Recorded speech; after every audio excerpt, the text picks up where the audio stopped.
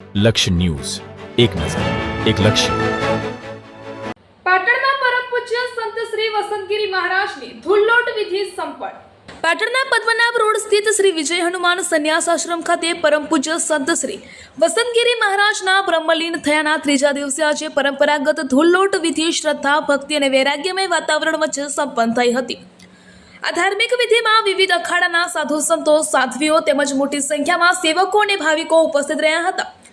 આ પ્રસંગે પૂજ્ય શ્રી રામેશ્વરાનંદગીરી મહારાજે પત્રકાર રાજુભાઈ ઠક્કરને જણાવ્યું હતું કે ધુલ્લોટ વિધિનું આધ્યાત્મિક મહત્વ સમજાવતા તેમણે જણાવ્યું હતું કે સાધુ સંતોનું સમગ્ર જીવન સમાજ, સંસ્કૃતિ અને માનવ કલ્યાણ માટે સમર્પિત હોય છે.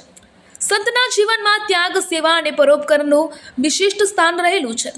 તેમણે વધુમાં જણાવ્યું હતું કે સંતોને અગ્નિ સંસ્કારને બદલે સમાધિ આપવાની પરંપરા પાછળ પણ ઊંડો આધ્યાત્મિક અને પ્રકૃતિ સંદેશ રહેલો છે.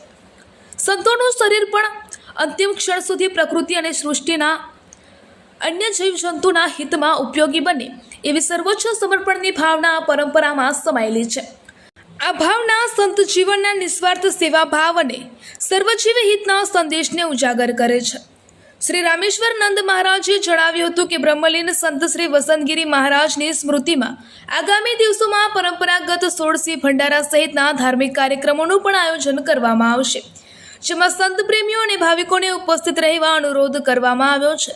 આ સમગ્ર કાર્યક્રમ દરમિયાન ભજન, પ્રાર્થના અને સંતવાણીથી આશ્રમનું વાતાવરણ ભક્તિમય બની ગયું હતું. ઉપસ્થિત સૌએ બ્રહ્મલીન સંતશ્રીની ભાવભીની શ્રદ્ધાંજલિ અર્પણ કરી અને તેમના સમર્પણ, સેવા અને વૈરાગ્યમય જીવનમાંથી પ્રેરણા લેવાનો સંકલ્પ વ્યક્ત કર્યો હતો. રિપોર્ટર પંકજ સાંધુ, પાટણ.